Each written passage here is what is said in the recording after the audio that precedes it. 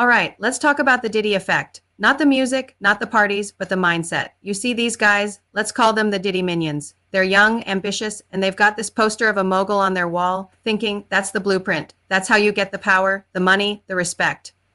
They see the yachts, the Cyrock bottles, the untouchable image, and they think, I want that. I'm going to do business just like the big man. So they start their hustle. At first, it's all about the image. They're leasing cars they can't afford, throwing parties with money they don't have, and talking big game on social media. They're all about leveraging relationships, which is their fancy term for using people and cutting corners. They're making a little noise, getting a little attention, and they feel like they're on top of the world.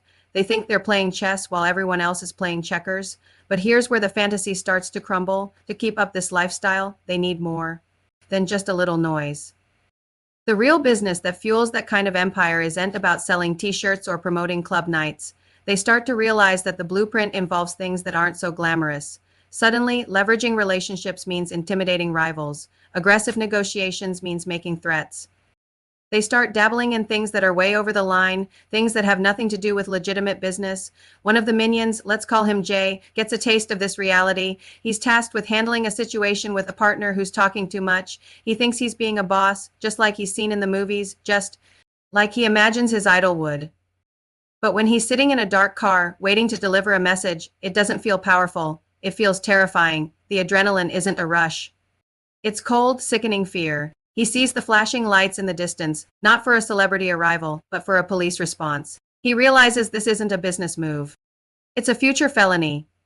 Another minion, we'll call her Mia, is in charge of the books. She's smart, really smart. She thought she was just being clever, moving numbers around, creating shell companies, making problems disappear on paper. She called it creative accounting, but then a friend, an actual accountant, takes one look at her ledgers and his face goes pale. He tells her, Mia, this isn't creative. This is wire fraud, tax evasion, and money laundering. This isn't a fine. This is federal prison time. The word prison hits her like a ton of bricks. It wasn't part of the fantasy. There are no yachts in a federal penitentiary. The whole crew starts to see the cracks. The late night calls aren't about deals. They're about covering tracks. The loyalty they all preached feels more like a threat. Everyone is paranoid, looking over their shoulder. They aren't building an empire. They're building a prison for themselves, brick by illegal brick. They see the news, the headlines about their idol, the investigations, the allegations, and it clicks. The untouchable image was just that, an image.